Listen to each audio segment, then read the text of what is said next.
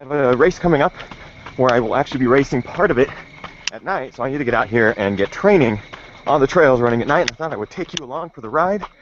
I'm about a mile from my car at this point. Still got a ways to go, and it's getting really cold, so I'm trying to get back to my car while I can still feel a little bit of my body warmth. But I thought I would show you guys some of the trails at night and show you what it takes to run them.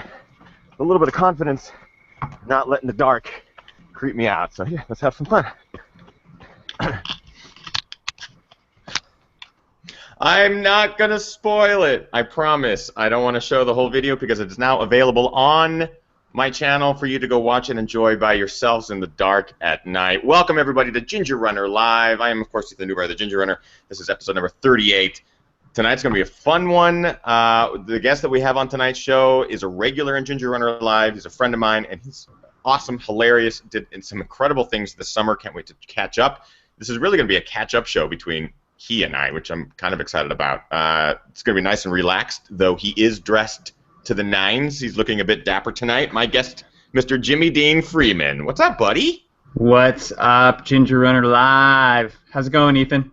Good, man. I'm super stoked to have you on the show. And those of you who are watching live, thank you so much for tuning in. If you have any questions for Jimmy throughout the course of the show, ask him in the chat room. I have my eyes on it. So as those questions pop up, I'll ask them on the fly, or we'll even save some for the post show. Who knows? In the meantime, sit back, relax, and welcome to Ginger Runner Live.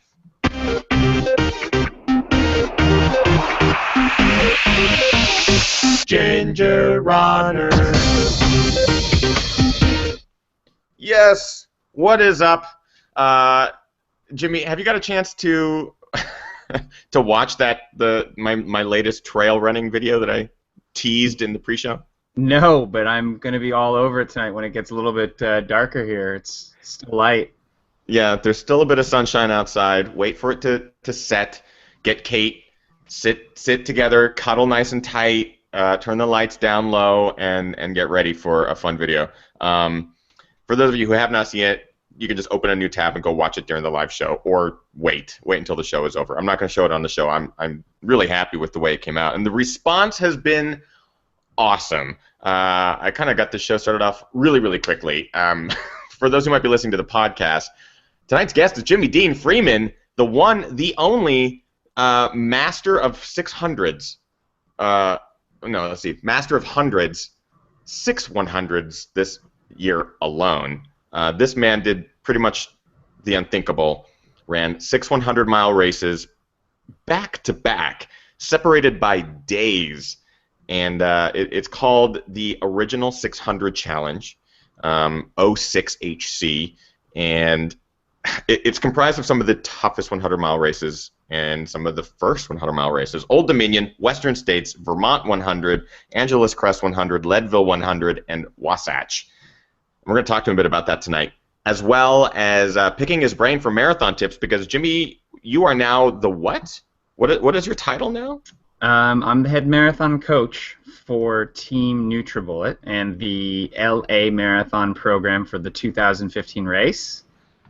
And That's I'm awesome. really excited about it, and I'll tell you exactly why I'm excited about it, because while I know a tremendous amount about running long distances, they have their team of experts that is going to be training our group of 100 runners for how to properly eat and fuel for those distances, which, if you've seen any of my photos of throwing donuts up or running the LA Marathon course while consuming 4,270 calories, I should not be advising people on what to eat to do anything other than to maybe throw up a dozen donuts at the same time. So I, too, am sort of figuratively, in a way, like a participant in the program, because I'm going to be taking registered dietitian Fearless Fig, Sarah Lefkowitz. She's put together an amazing program of how to blast. The NutriBullet is an amazing blender, and they've given the whole team NutriBullet Sports so that they can make a NutriBlast, which is basically a vegetable and fruit smoothie with a boost in it. So I'm really excited to up my diet game now as well. That's awesome. And you probably have a ton of experience just based on that, based off of your races this summer. I'm sure you learned a lot about what works for you and what does not. Whether you're running and you need, you have tips with nutrition, or whether it's recovery or building up to a race. I'm sure you learned a lot this summer. And yeah, so great. We'll talk to you about that as well. I'm really excited. We're going to talk to you about your book. You have a baby on the way. We're going to talk to you a bit about that on the show as well. So again, the Halloween video dropped. I have to point out before we get the show started, I had some comments that I read on that particular video that really delighted me. The first comment that I read today was this one. Oh, this guy with the jokes and scariness over here. I had to read that one because I am doing the New York Marathon this weekend, and I really like that. I like reading that in an accent. That was from CJ Burton. We also had one from Kejatan Fools. I'm pronouncing it wrong. Thanks. I didn't want to sleep the next 2 weeks anyway. So, that's good. This one's also really good from One Touch 1980. And now I will never run trails at night. Thanks, at least in California. Colorado zombies are much nicer. I couldn't agree more. Colorado zombies are great. And the final comment from the video that I really enjoyed today was this one. Only 3 minutes long. Still better than Twilight. Yep. Thank you, Todd Pfeiffer. I appreciate that. So go watch it, guys. Go check out that video. It's on the YouTube channel. Any other news before we get into this? The buffs, the Ginger Runner buffs, are being delivered to my house tomorrow. I will ship them all out to you within the week. I will be in New York for 4 days for the marathon, but I will hopefully ship a large amount before and after I leave. So I'm very excited about that. And that's pretty much it. We are joined by Jimmy Dean Freeman. I can't wait to talk to him about the 06HC, because Jimmy, this is something that you created. You thought this up. No, I definitely did not come up with this on my own. Okay. There is a former challenge that existed that was called the Last Great Race. Right. And that existed for years, and a good friend of mine, Andy Kumeda, attempted the Last Great Race in 2007. And when he had completed 5 of the 6 races and failed at Leadville. He timed out at mile 60 of Leadville in 2007. So he finished out the series, even though Leadville back then was the 4th race. He went on to finish Wasatch and Angeles Crest. And he vowed, as soon as I get back into Western States, I'm going to take on the 6-race series again. And so much has changed in the last 7 years between his 2007 attempt and Andy's 2014 attempt. And I told him at one point a year or two ago, I said, hey man, if we happen to get into Western States the same year, maybe I'll do it with you. So we both got into Western States this year. I had that moment. And we both applied to enter the Last Great Race. And the LGR, as some of us were calling it, we were denied entry. We were even denied applications to get into that. The race director for Angeles Crest had decided that he didn't want to spend the time managing it. He gave us a story about plaques costing too much, in spite of the fact that you pay $125 extra to apply for that series. Yeah. So out of respect, we didn't want to use a naming convention that didn't belong to us. That challenge has been around since 1989. So we're like, well, let's call it what it is. These are the first 6 100-mile races that existed. And so we called it the original 6 Hundos Challenge. And Andy and I went into it together, and we went to every race together, and we ended up finishing the whole series and becoming the 34th and 35th people to complete those 6 races in the same summer.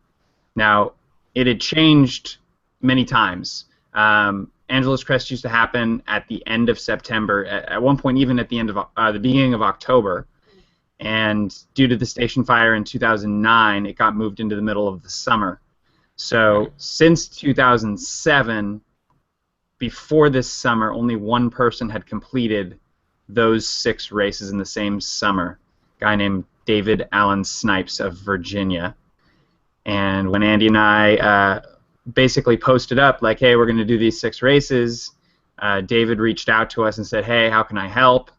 And man, the resources in the community, ultra runners that helped us get through this thing, that was probably my favorite part of the summer. So, I mean, just saying it out loud, 6 100-mile races over the course of just a few months, a few weeks, with days in between, very little recovery. It's incredible to even acknowledge. I can't even imagine towing the line of the first race and then towing the line of 5 more. We talked to you a bit before Western and a bit after Angeles Crest to kind of talk about those experiences. Now that you've done all 6, by the way, for those of you who are watching, Jimmy Dean did it. He ran all 6 100-mile races, finished all of them with sub-24-hour finishes in how many of them? The 3 or first 4? The first 3. But overall, my goal, Ethan, which I found out later even my wife didn't believe in, was I wanted to finish all 6 cumulatively in an average of sub-24 or faster. Right. And that meant, doing 600-mile races in less than 6 days. Unbelievable. Yeah, if you think about that, a 100-mile race taking a day, but then Jimmy did 6 of them in under 6 days. It's like it's incredible. A really big feat of endurance. Pun intended, I guess, on that one. So since Angeles Crest, you had Leadville and Wasatch, both of which I only heard stories and saw pictures and kind of followed your progress online on the fly and stuff. Were either of those 2 more difficult than the previous 4? Was Wasatch the most difficult, being the last one? Was it more of a cathartic release? You just kind of went through the motions and just finished it? Like, for those last 3 or last 2, what were the biggest challenges of those races? It was really hard to anticipate where the problems would come. Okay. Because when it came to the very first one, Old Dominion, I was looking at that one, and I said this a couple of times, that Old Dominion in Virginia was the warm-up 100. I had my most major problems that led to, considering how am I going to be able to do this within the last 10 miles of the very first race. I had pretty much been hobbled to one leg with about 7 miles to go. My left peroneal tendon went out. So it was unexpected. Angeles Crest and Leadville, I anticipated would be one of the toughest turnarounds because there were only 13 days between those 2. Right. And I had done Angeles Crest and Leadville 13 days apart in the summer of 2013 to sort of see what that turnaround would be like in anticipation of maybe someday doing the original 6 hundos. So AC was probably my lowest individual moments in the whole challenge. Okay. Leadville had my highest number of problems and difficulty. I had to troubleshoot 5 or 6 different things at Leadville. And the hardest course was definitely Wasatch. Took the most amount of time, but like you said, it was a little bit cathartic in that it felt like a 100-mile joyride. Even when it was difficult, it was like fun difficult. Like it's going to be hard. Yeah. You got into it because you wanted something difficult, and the challenges of it were like, all right, this is what's happening now. Let's keep doing this. So when you talk about running into difficulties at Leadville, like the highest number of challenges that you faced, specifically, what are you talking about? Like, was there a diet issue? Was there a shoe issue? I mean, walk us through maybe something that happened. Let's list them out. At Old Dominion, we had a major left peroneal tendon issue, which affected my ability to put my foot down on the ground straight without a sharp knife-like pain underneath my left ankle. Yeah, why would you need that? Why would you need that? No big deal. To do that? Yeah, no big deal. At Western States, I was having something that was of grave concern to me, which is right quadriceps tendon. My right quadriceps tendon took me out of running in 2002, 2003 for 10 months. So the tendon that connects the top of your patella to your quad is called the quad tendon or the quadriceps tendon. I had that problem almost the entire Western States 100. It was a low-grade pain. It was never very acute. Okay. That sort of burning gave me a lot of worry because I was thinking to myself, how is this going to feel afterwards? Never had that problem again the rest of the summer. Wow. 3 weeks after Western States at Vermont, it was really muggy and humid, and I kept myself pretty iced down for a lot of the day, which led to the worst blisters I've had in as long as I can remember. I had worse blisters at Vermont than I had at Badwater. Wow. I had chafing on the top of my feet. I had blisters on the side of my toes, under my toes, and between my toes. Pounded out a couple of nails at that race. So my feet were dog meat by the end of Vermont. And that was essentially from dumping water on your head, down your back, and just letting the shoes and the socks get too wet for too long. Got it. I did change shoes and socks, or I changed socks at that race, and I did some foot damage control at Vermont, but that was the worst of that race. And then Vermont, I also had a right peroneal issue, very, very small amount of miles, really quick.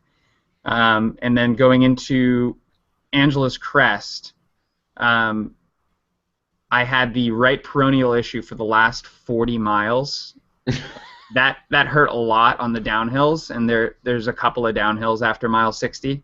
Mm-hmm. And then right before mile 60, I had my lungs start to fill up with fluid a little bit. I think my electrolytes were pretty off. This was at Angeles Crest? At Angeles Crest. I had no idea. I sat in a chair at mile 60 for about 45 minutes, and I said to Kate and I said to the people on the team, this might be where I stop this race. And after 45 minutes of trying to manage my electrolytes, my lungs cleared, and I no longer had fluid in the lungs. And that had never happened the day of that problem. That always took 1 or 2 days to kind of get straightened out.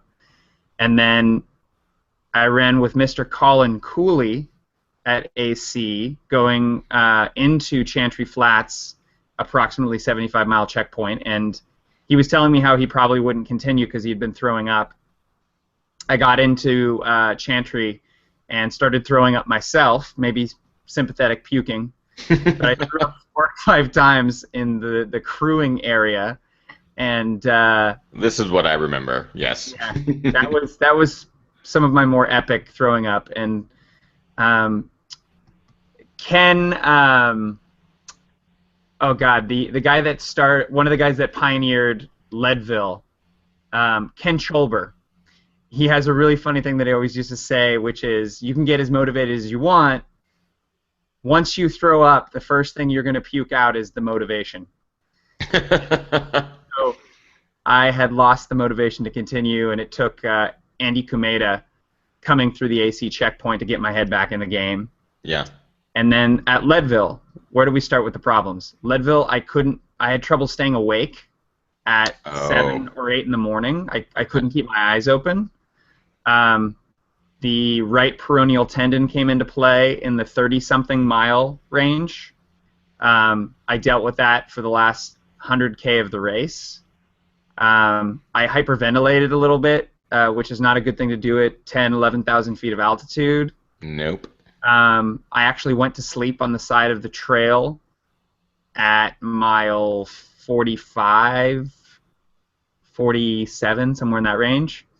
I got up and over Hope Pass, the most difficult pass in the race. Which you do twice. Which you do twice. The first time I went up and over Hope Pass, I got to the other side, and one of my favorite ironies of the summer. Leadville is the coldest race, traditionally, of the 6. Leadville is also the race that was the only race I overheated this summer. Oh, no. Oh, no! I was throwing up for a half an hour at Leadville because I overheated. That was fun, trying to get into the mile, and that was right before mile 50. Yeah, that's the turnaround. Oh, shit. We got that straightened out. I got my body temperature back down and got back into mile 60, and regrouped and finished out the race, and had some more sleep deprivation problems, but in a more normal time at 1:30 in the morning were when my sleep deprivation issues came back up there. And then here's the wild part. I did have some challenges at Wasatch. They were mainly related to just being exhausted. And I almost got hypothermic a couple of times towards the end of the race when I stopped for too long at an aid station. Yeah.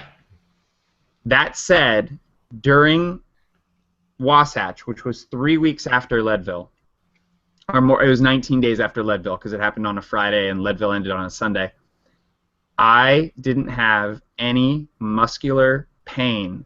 I didn't have any fatigue muscularly, and none of the problems from any of the races before resurfaced. So really, for 27 hours in the final race, I had no pain. Zero. Nothing. And it's that, like your body had just given up at that point. It had just given up sending you signals. it was a crazy surprise to finish the end of that series. I expected Leadville or Wasatch to be my most painful race. Yeah, you would think that. The 600 that you ran in a matter of months, you would think that it would be the hardest, most difficult, but most rewarding experience. It's incredible to hear that it was the most pain-free of any of them. We do have a number of questions in the chat room. Well, first of all, let me put my beer down. Jimmy Dean. Have to give you the round of applause, or just the singular applause. That's mind-blowing. A huge accomplishment, and not only to you, but to Kameda as well. Did he have any of the same issues that you had during the course of this process? I mean, was he also... Yeah. Andy definitely had some challenges, and it was different at every race. The thing that was interesting with Wasatch is I got a cold on the Wednesday before the race. So I ran the entire final 100 miles with a head cold that kind of moved a little bit into my chest. Yeah.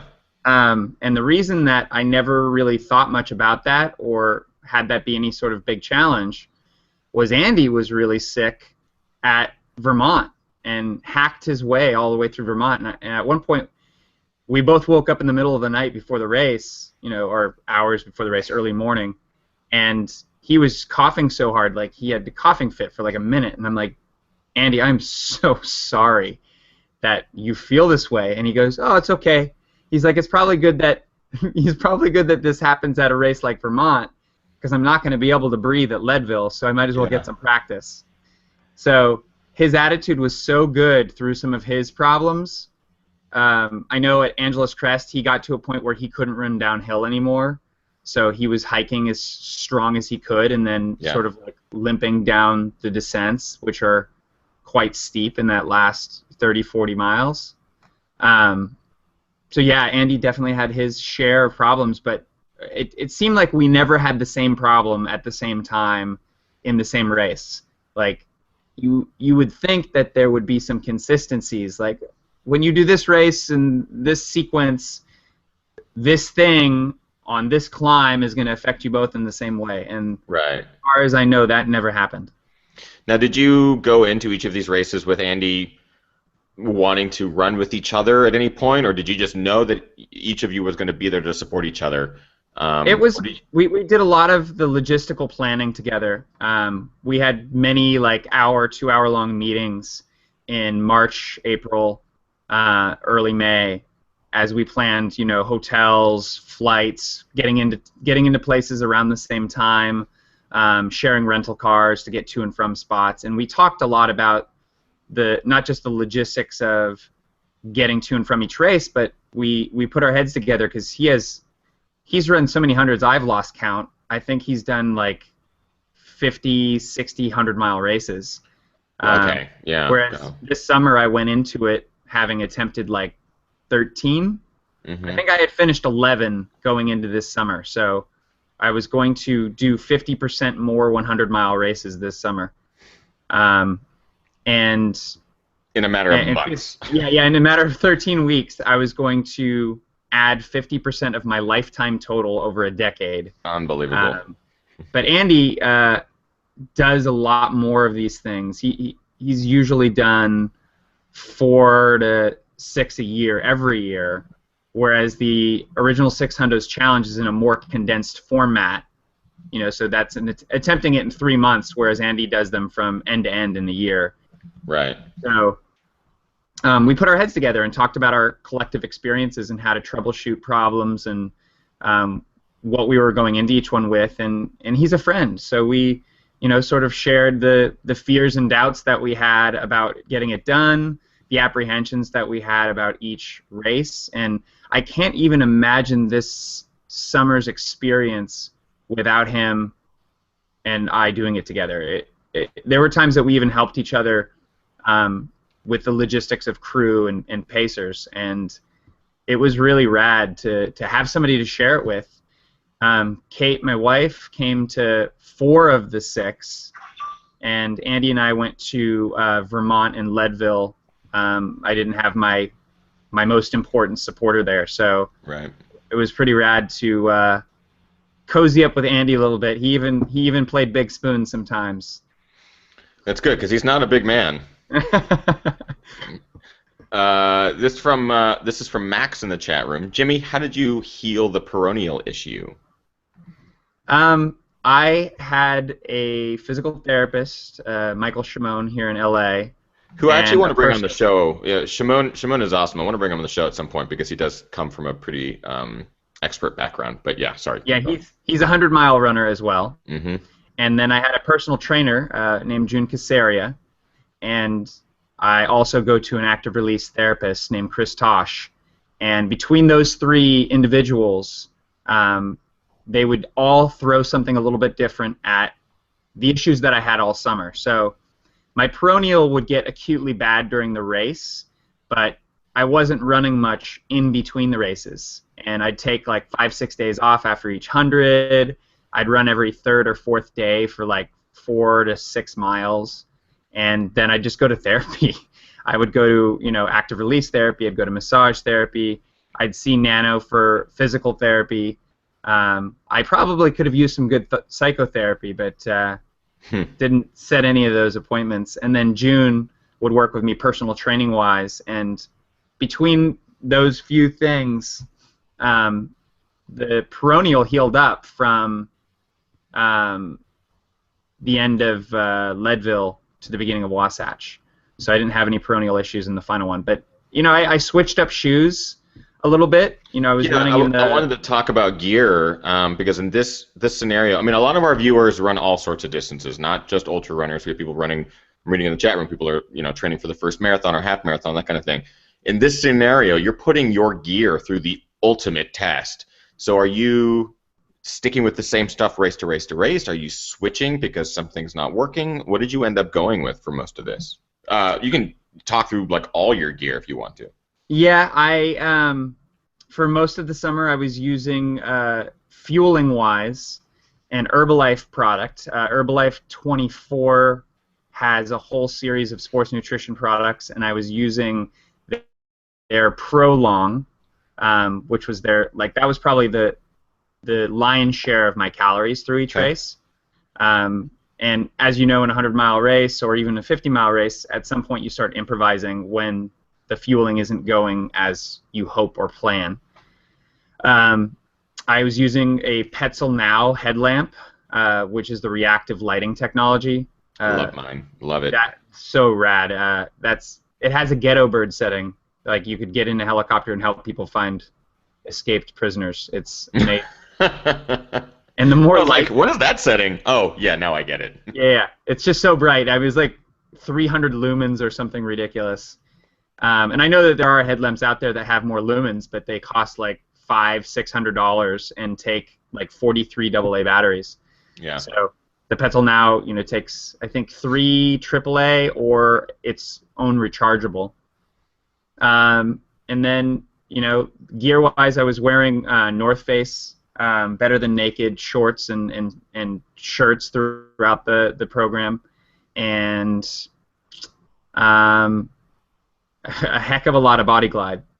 Body Glide and Aquaphor. I chafed like a mofo this summer, and Body Glide before and Aquaphor after really helped out. And then What about shoes? I know that you rotated through a bunch. Shoes, the staples for the summer, the most miles probably came in the Perlizumi N2 trails.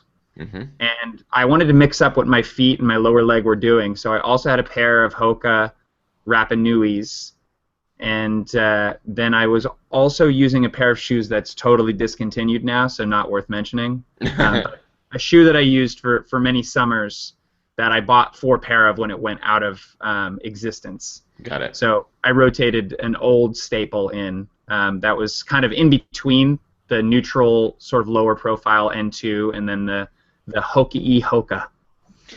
Yeah, I think that's if there's anything I've learned from doing the back-to-back runs, which are nothing compared to what you did. Like at the Squamish 50/50, swapping shoes was a lifesaver. I mean, my feet weren't even remotely close to probably the dog meat that yours were, but it helped considerably to get me through the second day for sure. Scott Cooney in the chat room also asks, you kind of answered it, but how much did you run between 100 milers? Did that change over the course of the summer? Yeah. Were you running a little bit more early and less later? It absolutely changed during the summer because I went into Old Dominion undertrained, and part of that was intentional. I didn't want to go in running 110-mile weeks and then get to the first race and be exhausted already. Yeah. So I did a little bit more training, but it was still lower volume. My average training mile, Ethan, this is going to be an interesting one. I want you to think about, throughout my 10 years of running 100-mile races, my staple mileage for a 100-mile was 70 to 90 miles a week. Like peak? How many miles? My average. I would probably average 65 to 70 miles a week, and my peak out would be around 90 to 95 miles in a week. Got it. Between February this year and the end of May this year, what do you guess my original 6 Hundo Challenge training mileage was, average? Per week? Per week. Based off of the discussion we've had tonight, I'm thinking it's going to be lower than what I'm assuming. Maybe 110 miles, maybe? Average. You think that was my average? From February. Well, not my peak mileage. From February to May. February was the beginning of my build-up. Oh, February to May. Got it. Yep. February to May, your average, 60 miles a week, somewhere in there? The peak training from February to May, I averaged 47.5 miles per week. Yeah, you did. To get ready for this. Yeah. And then during the summer, in between the races, my average training mileage in the recovery weeks in between was 14 miles. That's an incredible fact. So basically, you were going into your first, let's just say you were running only Old Dominion. You were going into your first 100 of the year, averaging somewhere in the 40s per week, averaging, but peaking out, what would you say your peak was? I think I had 60s? 180 something mile week in there. Okay. So that will take care of Old Dominion training-wise. I mean, based off of other people that I know that are running hundreds or training for hundreds, that mileage in my mind is like, that seems really low, but you did it, like it still worked. And then 14 miles average per week, I'm assuming not including the races, obviously. Including the race. This is the funny thing, including the races, my summer training mileage, or my summer mileage averaged about 65 miles a week when you throw in the 100-mile races. That's incredible. So it was really, you proved something. Well, the thing that I did was I had a very multifaceted training program. I did a lot of strength training. I was doing 2 hours a week with a trainer. I should say I was doing an hour 2 times a week, and then some weeks an hour 3 times a week. But I did a lot of strength training to help correct some strength imbalances that I had. So I felt like while I wasn't doing mega volume, I was handling a lot of my issues. And the thing that I want to tell people is not so much that you can run 100 miles on 47 miles a week, because I have been training for 100 milers for 10 years. So the thing that people forget is all of the training you've done before is training for now. Right. So when I did, 70 or 80 miles a week for a summer, getting ready for a race 2 years ago, that training led to now. So knowing your body is really the most important piece of all of this, and doing what your body is telling you it's currently ready for and capable of. I stayed really connected to that, and in the peak of my training, I got really sick and was out for like 2 or 3 weeks. I had a month, my whole month of from mid-April to mid-May, my 4-week total was 60 miles. That's almost your body telling you that you've had enough for a certain duration of time. What you just said is actually really great, Jimmy. It's something that I am just now kind of trying to figure out as well, and that's that the training that I did 4 or 5 years ago is still ingrained in my body, and it's still, like, I'm basically just building on this base that I created years and years and years ago for races that I was training for at that time, which weren't ultras. They were much smaller races. But it's not only experience, but it's also kind of this base. You're creating this base that your body is just used to a certain level of pain, a certain level of suffering, and you're able to push longer, harder. Like, I honestly, I'm going to go back to the 50-50 because it's kind of the hardest race I've done at this point. I went into that race going, yeah, I don't think I'm going to be able to do this. I just don't think I'm going to be able to finish this race. But I absolutely 100% look back on all the races I ran in the last 3 or 4 years and consider that training for Squamish 50-50. And what you said about the last 10 years for your training and the hundreds and other races that you've ran, and last summer, those weeks where you put in all that extra mileage, that all helped. So I definitely think that's a key point to point out, not just in case someone's out there watching going, oh, I'm just going to do 45-mile weeks and then go run 100. The last thing we want is for people to go get injured or anything like that. But that's a really, really, really good point. Yeah. Go ahead. Thought this at one point, but I've heard it more than I've thought it, which is a friend trains for a race this year that they did well at last year, and they say, oh, well, I'm not going to do as well this year. My training program didn't go as well, or I couldn't get in the miles this time around. And then they go out and they run the race and they PR, and they're dumbfounded. How did that happen? Last year I was doing 10 hours of training a week, and this year I was doing 6 hours of training a week. How is it possible? And your body, is a remarkable instrument, and if you give it the appropriate recovery time, you're just continuing what you've built from season before, from the season before that, from the year before that, from the 5 years before that. So the longer you stay consistent and healthy, the more you can continue to build, and you're just fine-tuning. You're not starting from scratch every single time. Yeah, absolutely key information. There was a couple questions. I'm going to deviate for 30 seconds. Tonight, I totally forgot to mention tonight's beer that I'm partaking in. I believe Jimmy is still not drinking beer, which I totally respect. You still are holding out, yeah? I'm drinking beer again. Oh, he's back. I took a week off 2 weeks ago, but no, I'm definitely drinking. I just went to the World Series yesterday. So you have to. Yeah. The Giants are killing it. You of course you have to. So tonight I'm actually drinking from the Deschutes Brewery brew. Oh my God! You have one of my favorites. Chasing Freshies. It's the 2014 batch, and I'm telling you right now, it's a fresh hop IPA. It's their seasonal. It is good. It has the Mosaic hops, and this is a good year for this. I got it while I was in Oregon for the Oregon Coast 50K, and I was going to save it for tonight. I am sorry, Jimmy Dean. You love Deschutes. I wish I could pour a glass for you, but unfortunately, it's almost gone because I've been chugging it this whole time. Just pour a little bit on your mic, on your camera. Oh, just on the camera. Okay, great. All right, yeah, there you go, guys. Pouring some out for my homies. And we have someone in the chat room that actually ran their very first full marathon this weekend. Terrell Harris, congratulations, running the Marine Corps Marathon in Washington, D.C. Congrats, Terrell. And actually, that's probably a pretty good segue.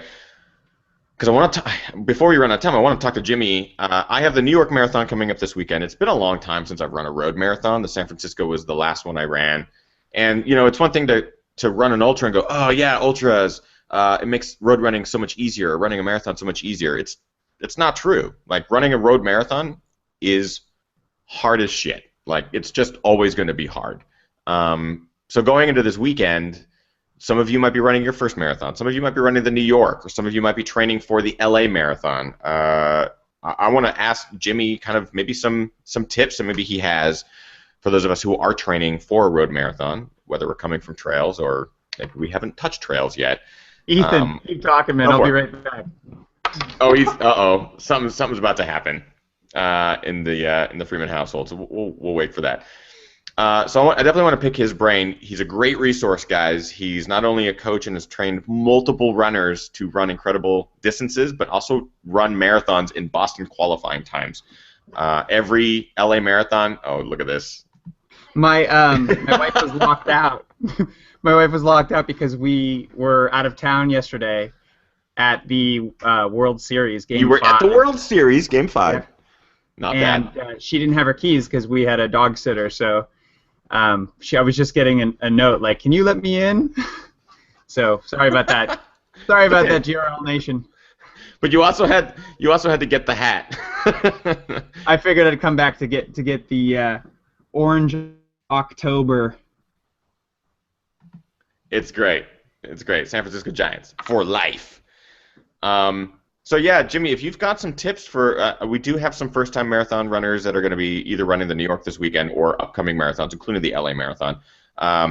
You are a wealth of knowledge, a wealth of tips. I know that you are coaching the NutriBullet team and stuff like that for the LA marathon. Are you providing any tips, or is there anything that you can help guide our running viewers in training for such a feat? Maybe someone who hasn't run a marathon distance at this point. Well, let's start with the basics, which is to say you have to do the training. You're not just going to go out your back door and run a marathon and do well at it. I do believe... You don't want to run 4 miles a week and then just go sign up for a marathon. Running 45 miles a week and then running 100, that's totally fine. But yeah. Again, we have to remember that the running is a plateau sport. You're building a foundation, and then you can build off of that foundation, and it's like a house. You know, you can do an add-on to the house, but you still have to pour the foundation in the beginning. That said, everybody knows somebody who's lost a bet or told some coworker that they could run a marathon, or wanted to impress some girl and run a marathon on nothing. So you can finish a marathon on zero training. It's not a good idea. I tell people the reason that we train is not to be able to complete a marathon. The reason that we train is to enjoy a higher percentage of it. It's to lower the injury risk. It's to be able to recover from the race faster and to be able to complete the race faster. So you got to be patient and persistent. You have to put in the miles, and the miles are about consistency. You know, you can train 2 days a week, but that program's not going to be rock solid.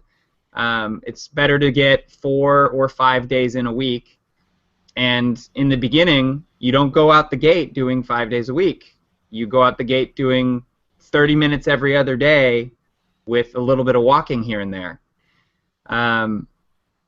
Marathoning, the activity, is an aerobic activity up until the very last moments and trying to finish strong.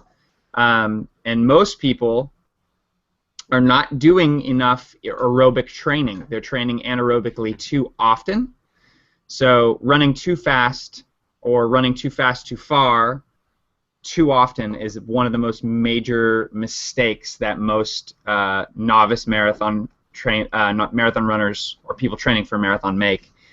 There's another myth out there where people get in their mind a goal time, and whether it be cracking the 5-hour barrier or cracking the 4-hour barrier or cracking the 3-hour barrier or their first Boston qualifying time, people know the pace per mile that they need to hit a certain goal, and they go, okay, I'm going to run a half an hour faster than my last marathon, and I'm going to practice to get my 9 minute per mile marathon. I'm going to do 9 minutes per mile in training, And every week, I'm going to extend my long run by 1 or 2 miles, and I'm going to, eventually be able to do 10 miles at 9-minute pace, and then 12 miles at a 9-minute pace until I get up to 20 miles at a 9-minute pace. And then with my taper, then I'll be good. I'll be able to do 26.2 miles at my goal 9-minute per mile pace on race day. So this is it. In marathon training, the most important point, the thing that people overlook the most, is you have to do your long run training on comparable terrain to the race that you're going to be running.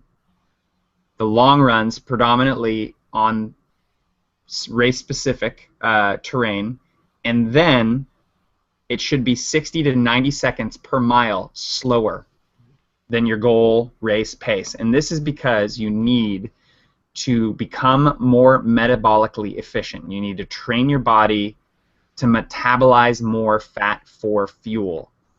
That way, as you get more and more conditioned, that 90 seconds per mile where you're aerobic and burning a lot of fat is going to come down to 60 seconds slower than your goal time.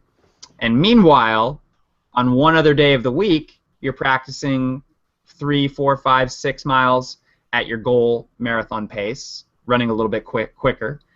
And by the time your body makes all of those metabolic changes over a 20 to 24-week program, you're much more likely to be able to run that 9-minute pace aerobically, burning a high percentage of fat for fuel.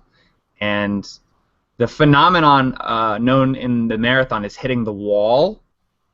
That's where your body runs out of glycogen because you're not conditioned enough to burn enough fat. I want to just point out that this is probably the best advice we've had anyone really give for the marathon distance on the show yet.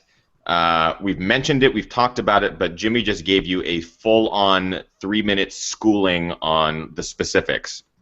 It took me years of mistakes to learn the lessons that Jimmy just told you guys in a matter of seconds. So I hope that those of you maybe who are training for your first or even your second or third marathon listen to that, because it will save you a lot of time, a lot of like wasted energy and disappointing finishes and sad quitting, if you end up having to get to that point.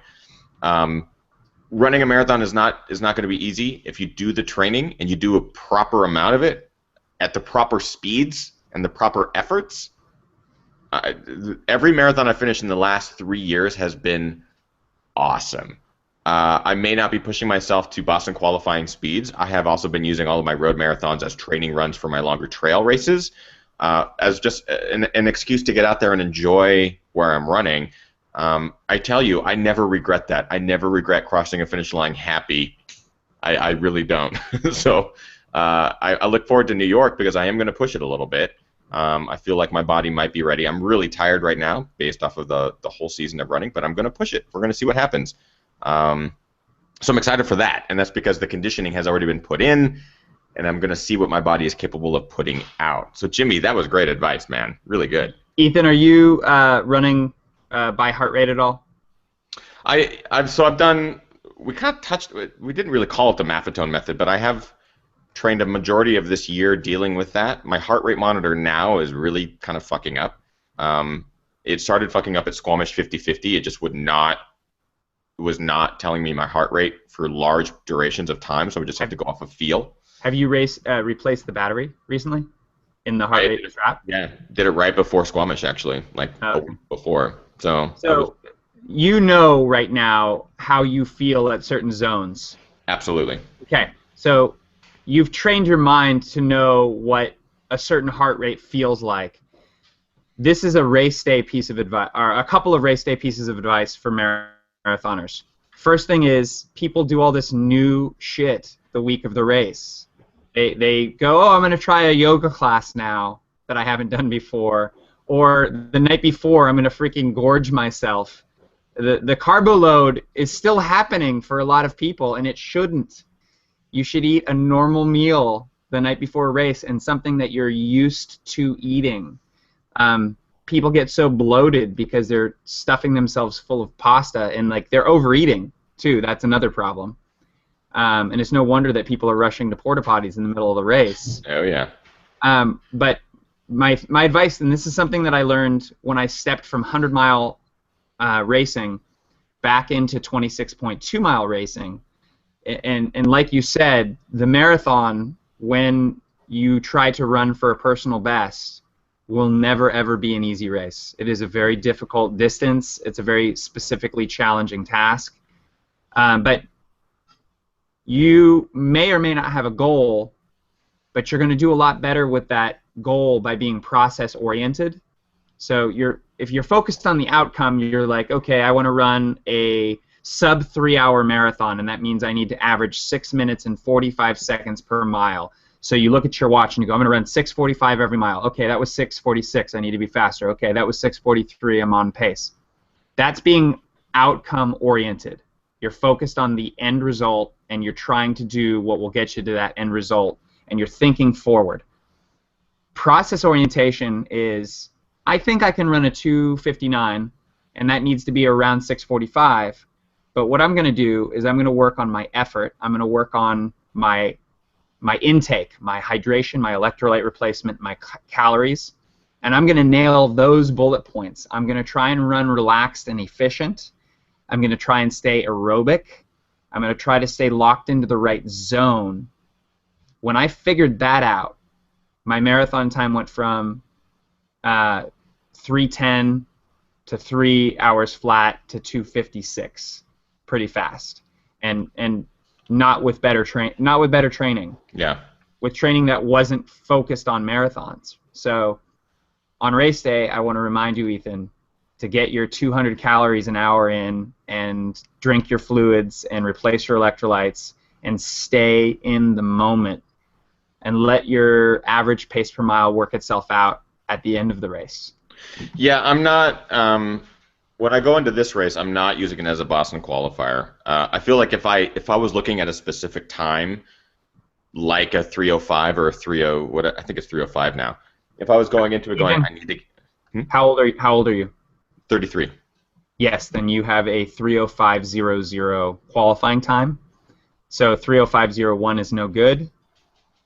So And it's anything, basically 3:04. You have a 3:04 Right. qualifying time. 3:04.59, but anything below that, you have a higher percentage of getting into the race. I'm not going into it with a set time. I'm going to treat it the same way I treated the San Francisco Marathon, with a bit more effort. I used the San Francisco as a trainer for Squamish 50/50. It was like a real easy day at the office for me, and I was within 2 seconds of a PR. I'm looking at the New York as a let's just push the effort for a little bit longer and just see what happens.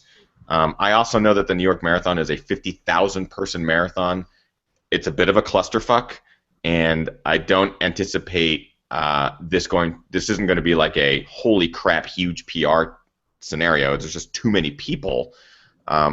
However, it is going to be something I'm going to put more effort into it. I'm going to see what happens. I do have another ultra in a couple weeks after that, so I don't want to blow anything out or injure myself. But I am excited to see what sort of effort I can pull out on that course. And it's a beautiful city, so I'm really excited. That should be a lot of fun, man. New York City is a rad place. Have you done that marathon, Jimmy? No, Kate, my wife, has. And I saw her rocking around in the background. Yeah, she just got home after I locked her out. Aww. You locked out a pregnant woman. No, I didn't lock her out. She didn't have her keys because the people that took care of Spirit did. Got it.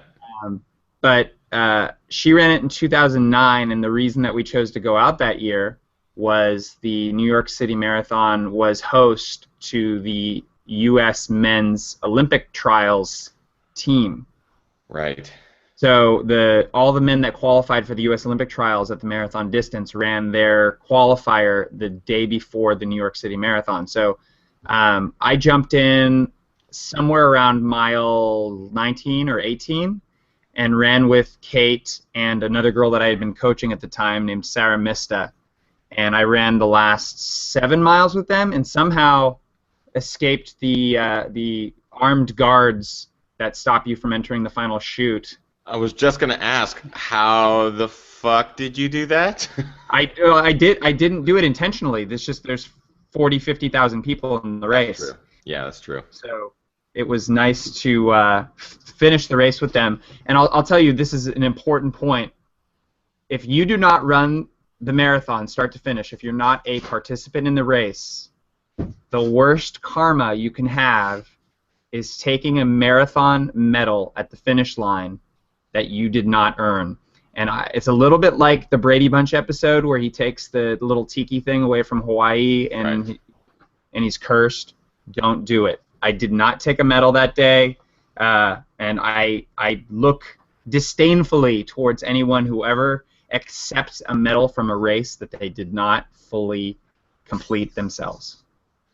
That's interesting. In my mind, I'm going, who would do that?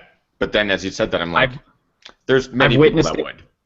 Yeah, I've witnessed it a couple of times, and I'm not a very judgmental guy. You want to be judged. You take something you didn't earn. I would almost go as far as to say that's Jimmy's runner's rant tonight. Runner's rant.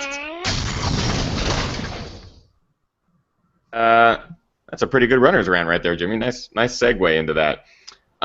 Brandon Harbert in the chat room asks, does that advice on running a marathon work for 5K on up as far as training? And we had someone earlier ask, does that work for 50K, 50-miler, etc.? I think knowing your body and knowing what signals your body sends to tell you when you're training too much or too hard too often apply to every distance. But very specifically, 5K, in a racing paradigm, you just go all out for the whole race and go as hard as you can for as long as you can and finish. But yeah, the paradigm of training for a marathon like that and then staying process-oriented on race day is really effective from marathon up. Because I find that marathon is really the first race where you're aerobic for most of the distance if you're running the appropriate pace. Mm-hmm. Whereas half marathon, 10K, 5K, you're anaerobic for most of the time if you're running the appropriate pace. Got it. Half marathon is like, unless you're Ryan Hall when you're doing a half marathon in an hour, half marathon you might be aerobic for the first 5-6 miles, but it's the difference between aerobic running and anaerobic running. So I'd say if the race has a large amount of aerobic running, then yes, those rules apply. Again, more incredible advice from Jimmy Dean Freeman tonight, guys. If you're watching live, you just got it. You just got like the best.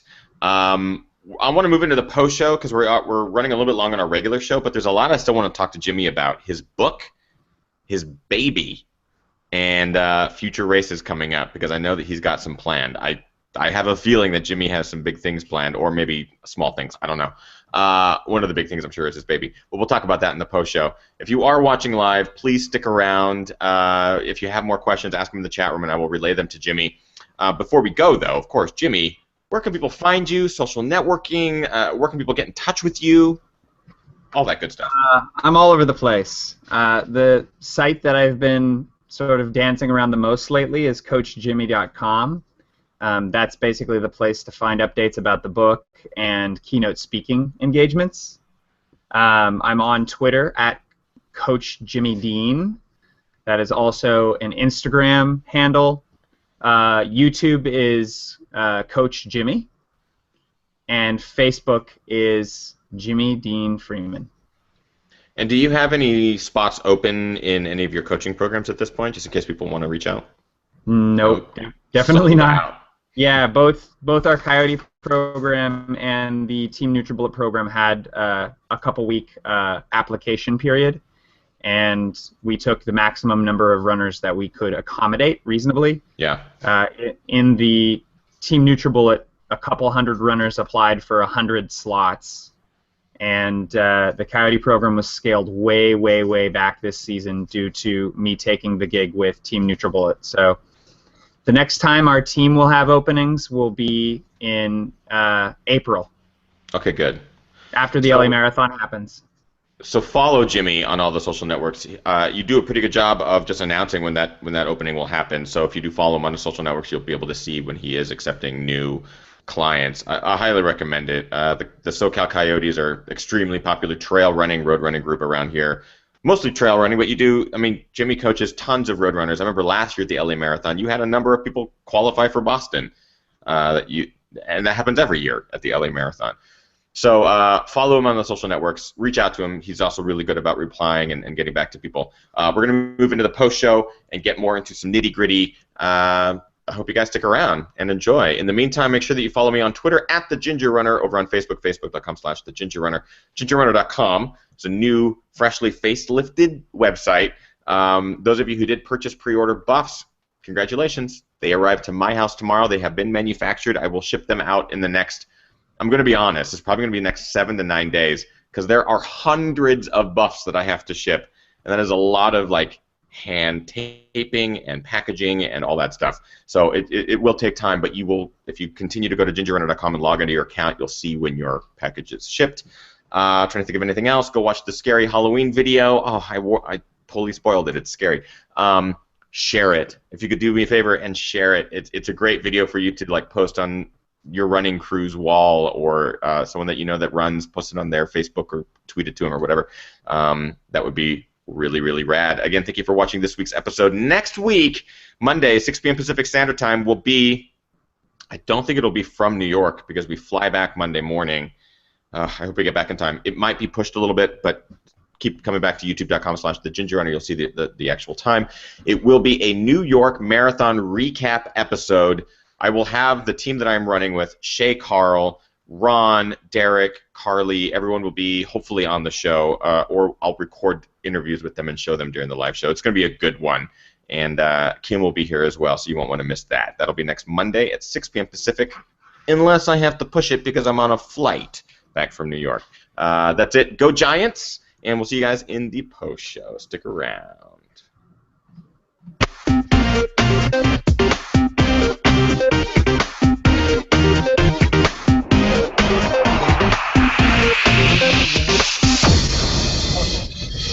You're the best. All right. Awesome. Awesome show tonight, Jimmy. I mean, seriously, you dropped some serious knowledge on our live viewers, and that's pretty rad. The thoughts are getting very organized now that I'm not personally training very much myself. I was going to say, you were probably really focused and dialed on your own races for months. I can't imagine. I mean, I know how much stress I was going through just for the 50-50, let alone months of 100-milers. I just can't even fathom. How is Kate? I mean, how is Kate handling all of that? Was she there as like the super fan, or was she also like, Jimmy, you're being unreasonable? How was that? She was really incredibly supportive. She didn't want to use up all of her year's vacation just traveling to my races and supporting me.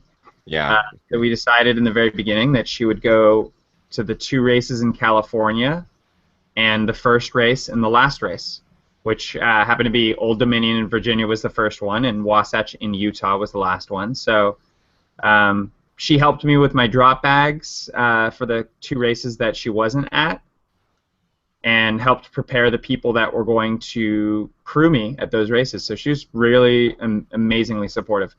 Ethan, quick question: How do I get into a chat room only window? There's no way to get into a chat room only window, but what you can do is pause the video and mute the audio. Is that what your concern was? Yeah, I just remember opening a window before on previous Ginger Runner Lives where I had all chat room. Yeah, let me see here. I actually haven't done that. If you click, because I was able to look at a lot. I was able to look at a lot more of the chat room questions before on a previous episode, and I can't figure out how to do it now. If anyone watching live has the answer to that, I'm just kind of scrolling through the chat room and trying to pick out questions, but Jimmy has a good point.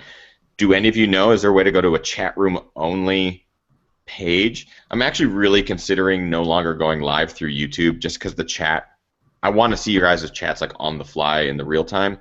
They're delayed by about 30 seconds to a minute, so I won't be anytime soon, but maybe in the future I'll have my own live space where we can all chat and interact live on the fly, and it'll be much more solid. So if any of you guys have any tips for Jimmy, let me know. Basically, Jimmy, what I have is a window. I just have the live stream open, and I have the paused video, muted audio, and then the chat room over on the right-hand side, and it updates, fairly frequently. I'm actually doing a little configuration here so I can see you Oh. and the chat room. Do it. Configure away. So I'm just kind of scrolling back here, guys. You were talking about the heart rate monitors, and it was said that the heart rate monitor should last somewhere around 2 years. I've encountered the same thing. My Sunto heart rate monitor lasted about 2 years before I had to swap the battery out, and I just swapped the battery, and it's now misbehaving. So that's what I'm really curious about, is why it is misbehaving. I might go try swapping the battery again, or I don't know. I need to talk to them about maybe upgrading to the Ambit 3 and checking out this new Bluetooth stuff and seeing if I can review it, because it might be worth it. I did a video shoot, Ethan, 2 weeks ago. Yeah. For a heart rate monitor that doesn't have a heart rate strap. It's a watch with diodes. Which one is that? The Polar? No, that's not Polar. No, it's a new company. New company. And I'll have to look it up and get you info, because I don't even think it's on the market yet. Okay, I've heard there's a couple of watches that I've heard that do that. I'm wondering about feature set, if they have the feature set for an ultra runner. Like, will the battery last? It probably won't last as long as some of the ultra watches out there. It's definitely not a 20-hour battery life type of. Right. Yeah, a lot of people in the chat room are saying they can't even wear the strap. The strap's just super uncomfortable. They can't even wear that. That was an issue for me in the hundreds too. I'd wear it for about 30, 40 miles, and then I'd take it off. You just rip it off, yeah. Calope Zero says, I'm just agape at Jimmy's advice. This is the best Ginger Runner live yet. Jimmy really did drop the knowledge, and it's really, really good advice. I mean, I have the video of top 5 things I wish I had known when I ran my first marathon. That all still applies. Jimmy's knowledge was like next level, full-on coach material. You have to pay for that kind of stuff. So I encourage you guys to pay a lot. I encourage you guys to follow Jimmy, so when he does have openings as a coach, you just jump in there. Your price is actually really reasonable, Jimmy. Like, super reasonable when it comes to coaches, because there's coaches out there that don't always know what to say or how to train certain athletes for a certain event or certain level. You know the whole gamut, whether it's a road race, short or long, or an ultra. So your prices are like really great. Well, if you live in LA, team-based prices are reasonable. I charge people a lot more for one-on-one stuff, and those might not be so reasonable. They're worth it. They're worth it, Jimmy. If a coach dresses as nicely as you, then it's worth it. Let's see. Dan Sherwood says, what is the minimum time to allow for training for a first ultra? So let's say a 50K, for example. We've gotten this question a lot on the show. We've had a number of our guests answer it and kind of give their opinion on it. I have a certain opinion on it. Jimmy, what is your advice on that scenario? Well, it depends on where you're starting from. I have a friend who ran a 5K and was so inspired. He goes, okay, tell me how long I need to train to get ready for a 100-mile race. And I spent a lot of time thinking about it, and I say from the couch, like, you should train for 4 to 6 months to get yourself into shape to do a half marathon, and then it's kind of like a 4 to 6 month like minimum to jump from distance to distance. So if you think 8 to 12 months to go from 0 to marathon, about a year seems reasonable. Although a lot of people are doing it in 5 months, like the first time out, never having run.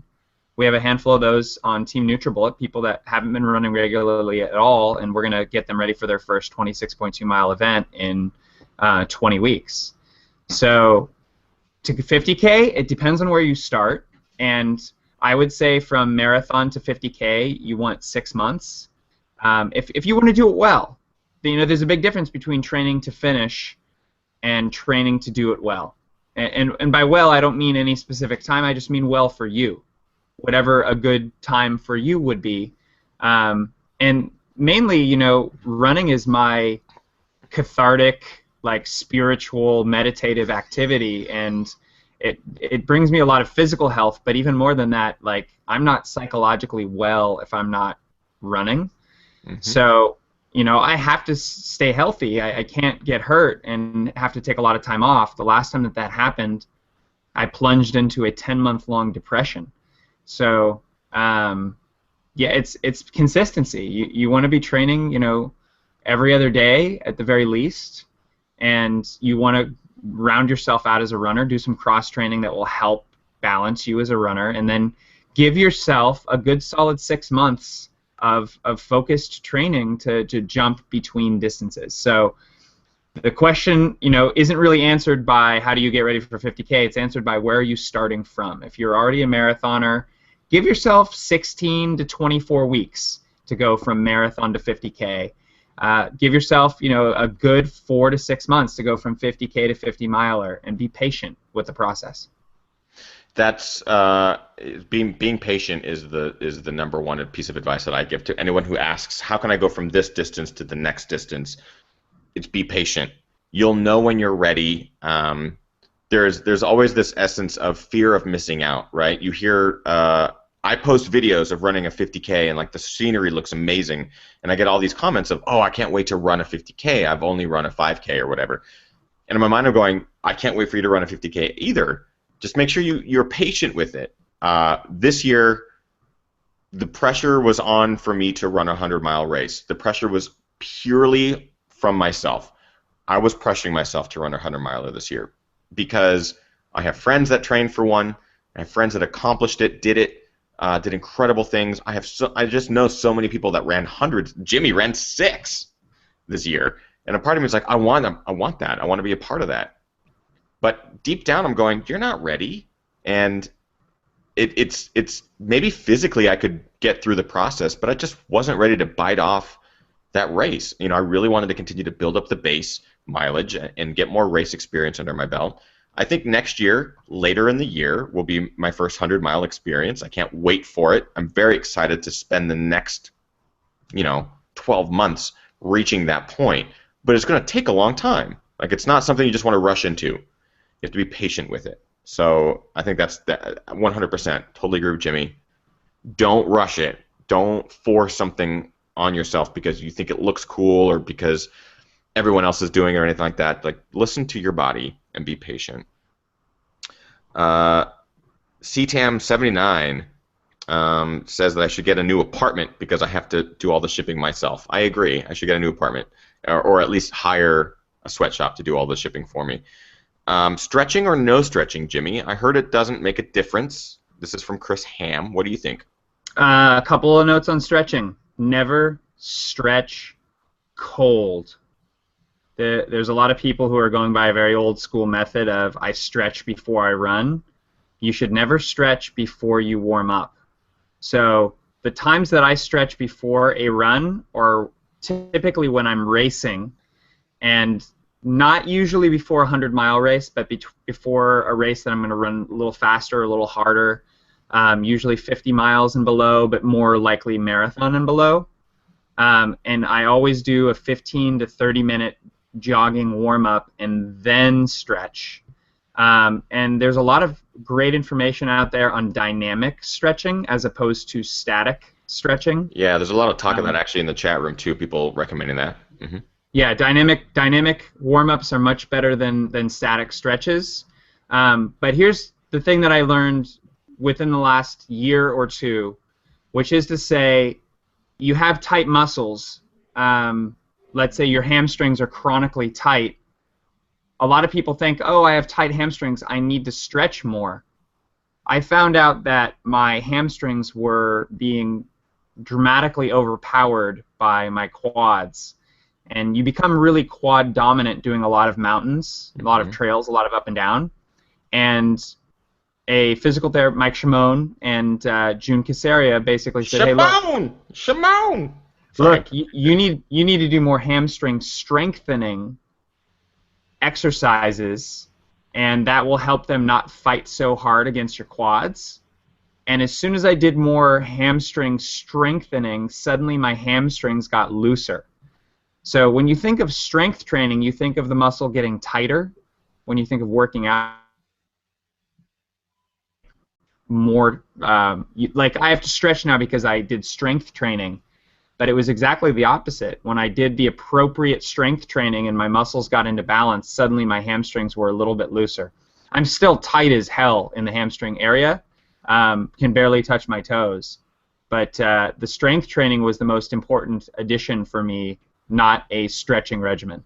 So I think it's important for recovery. I don't think it's not going to prevent injury, and it will cause an injury if you do it at the wrong time. I've had the exact same problem.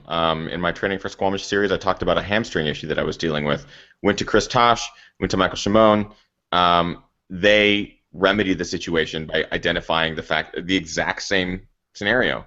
My hamstrings weren't getting the workout that they needed to get. The second you start kind of focusing on that, and all of a sudden, in my mind, I'm going, by strengthening the hamstrings, it's going to make it worse.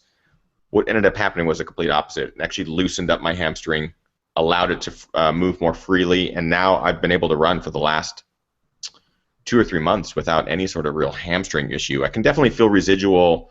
There's still a lot of work left to do on it, but it's so much better now that I'm focused on building the muscles rather than stretching the muscles, which is really interesting. A lot of stuff that I didn't really know beforehand. Kind of experience tells you that, and having really good people in your corner. Go ahead. I have a total side note question that I'm seeing from Leah Marie B4. Okay. Asking me how the NutriBullet is better than the Magic Bullet. Oh yeah, that was really early, and I actually wanted to relay that to you. Go for it. So the Magic Bullet was the name of the company or the brand of blenders back when, and NutriBullet has become sort of the new brand name. So current NutriBullets are very similar, Leah, to the Magic Bullet. They're just sort of more improved.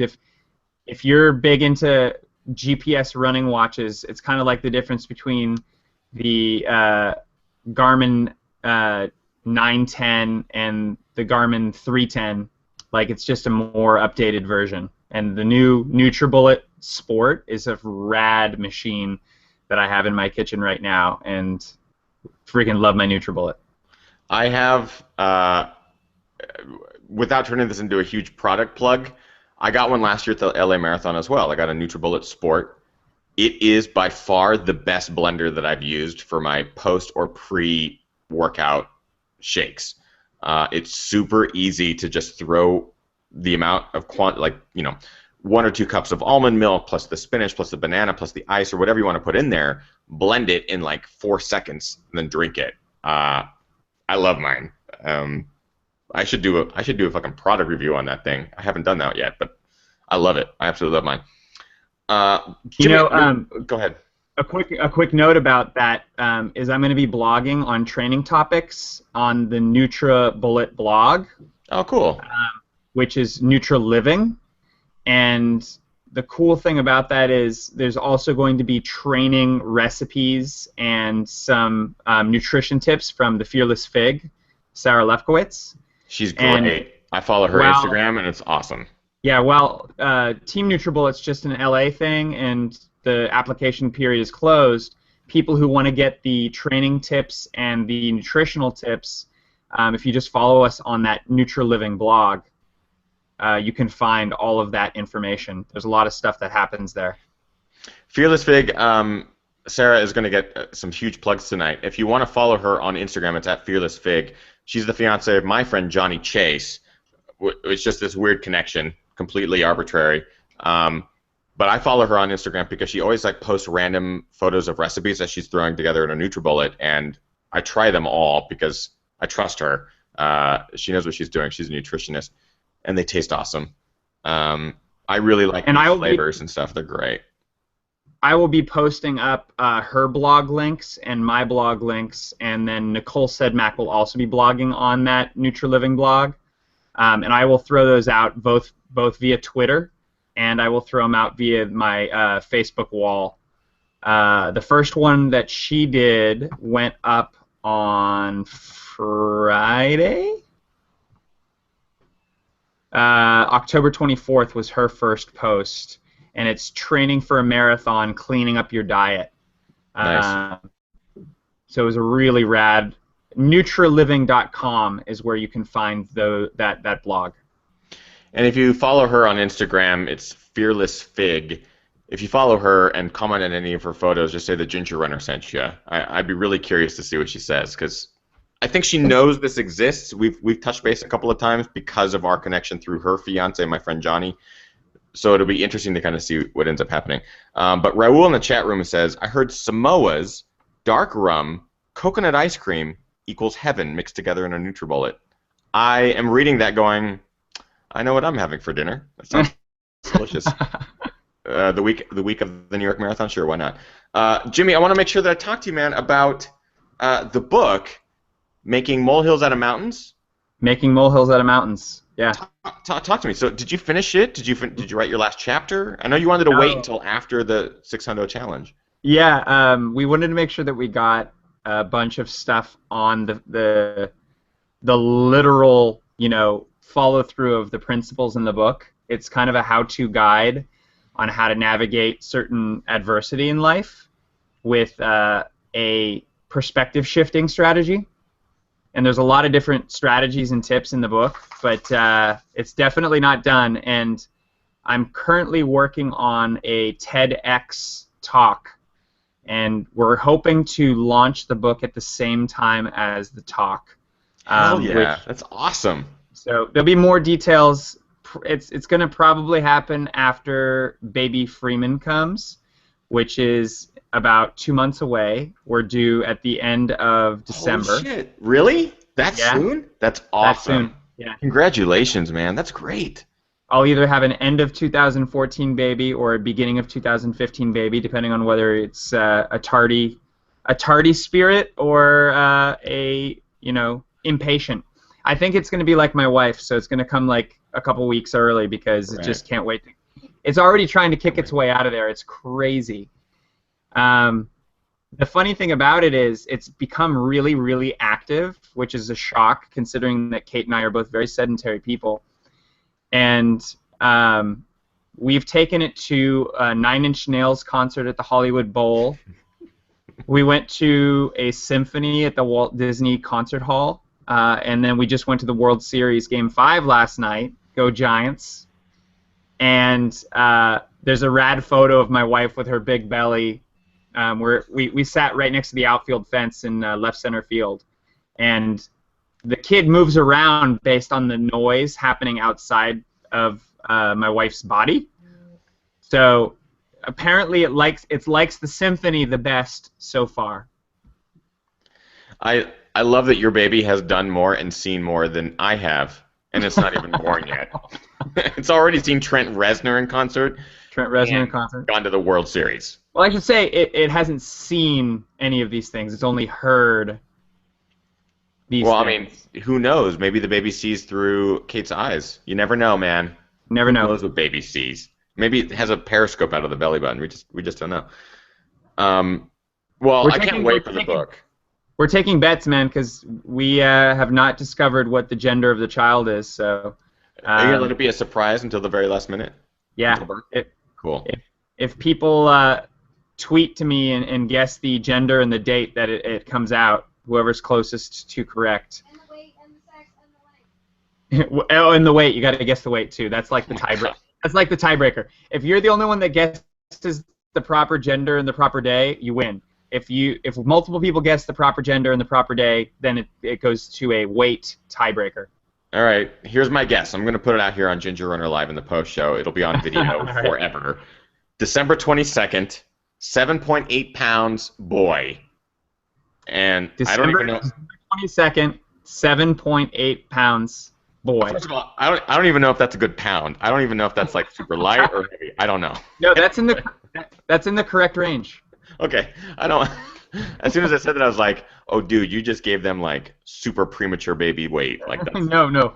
6 pounds is supposedly a baby brought to full term, and then if they gain like a half pound a week at that stage, so someone who has a baby, let's say 2 weeks after their due date, might have a 9-pound baby, and okay, it's a 40-week term. And then I know of people that have had 10-pound babies, and I don't even want to start to talk about what that must have been like.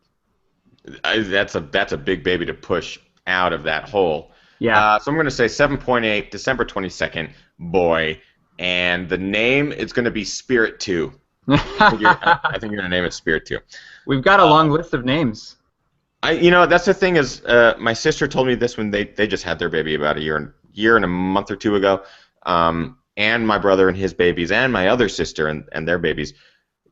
When you name a baby, you just don't tell. You just don't tell family or public because you know what? It's your choice. The last thing you want is we're gonna name the baby blank, and then people go, oh, well that's an interesting name. You don't want that reaction. So I imagine you guys have a list of names, and we'll have to wait and see until that baby is born on December 22nd at 7.8 pounds as a boy. You're so specific. You want to give us the time of day, Ethan, that she's going to go into labor? Well, she's going to go into labor at 8:42 a.m. It's going to be a real quick labor. She's going to be like, let's go to the hospital. Kate loves you now, Ethan. Yeah. She likes that quick labor thing. Just like pop that baby out and like, oh, wah! And it's not even going to cry. It's just going to pop out and like already have a Giants hat on and pearl Izumis. And the baby's going to be like ready. Super ready. Are you gonna raise your baby as a runner, or are you gonna let them do whatever they want? We're gonna expose them to as many sports and outdoor activities as we can, and let him or her choose. Sam Smith in the chat room says, "It better not be a ginger." Thanks, Raul. You know what's funny, Ethan? We have names queued up, and what's funny is one of the girls' names that we have is Ginger. Hey. Thank you. I know it has nothing to do with me, but nice. I actually, you don't hear of girls with that name so much anymore, and I'm a fan for obvious reasons. Look, if we have a red-headed boy, maybe Ethan will be in play. That would be terrible. Jimmy, don't do that. Don't do that. Don't have a red-headed boy named Ethan. That would just be, it would be odd. It would be odd. Again, I can't thank you enough, Jimmy, for dropping in. I know that Kate's home now, and you're probably getting ready for dinner and stuff like that. Remind people where they can find you on social media just before they forget, so they can write it down if they need to. Twitter at Coach Jimmy Dean, Facebook Jimmy Dean Freeman, Instagram at Coach Jimmy Dean, YouTube at Coach Jimmy. And I blog at inspiredrunning.blogspot.com. However, I have not been posting blogs since I've been pouring all my time into writing the book. So any of my blogs going up in the next few months will be at nutraliving.com. Awesome. That is it, ladies and gentlemen. Thank you very much for tuning in live and sticking around for the post show as well. All of the same information that was applied during the live show still is here. You can follow me on Twitter at the Ginger Runner, facebook.com/thegingerrunner, gingerrunner.com. On Instagram, it's at Ethan Newberry, FYI. And the buffs will start to be shipped hopefully Wednesday, because hopefully the shipment comes in tomorrow. And I can't wait to get those out to you guys. Continue to use the hashtag TrainRaceBeer on Instagram just so I can see these photos that are coming out. I'm really, really excited. And please share the Halloween video. Share it. Let people know, hey, look how fun trail running at night can be. And we have a week until Halloween, so let's continue to spread this thing. Jimmy, cannot thank you enough for jumping on the show again and talking to us about the 06HC. You deserve so many accolades for that. I hope you include a lot of that in the book. Will a lot of that make the final cut, you think? We'll see. I have people advising me on what should be in the book and what shouldn't be in the book that know what they're talking about. So yeah. I'm writing, and other people are telling me what needs to stay and what needs to go. If you follow the Dean Karnassus method, you could probably even make a separate book out of the 06H. I can't imagine the journey that definitely won't. That definitely won't be happening. That will not be happening. All right. Thank you so much for watching live, everybody. Tune in next Monday, 6 p.m. Pacific Standard Time, hopefully, depending on flight times. Go Giants. Go Giants for the New York Marathon Recap Edition. Hopefully we'll have Shay, Carl, Ron, Derek, and Carly as well on the show. You guys are fantastic. We'll see you guys next week. Subscribe, youtube.com/thegingerrunner. Peace.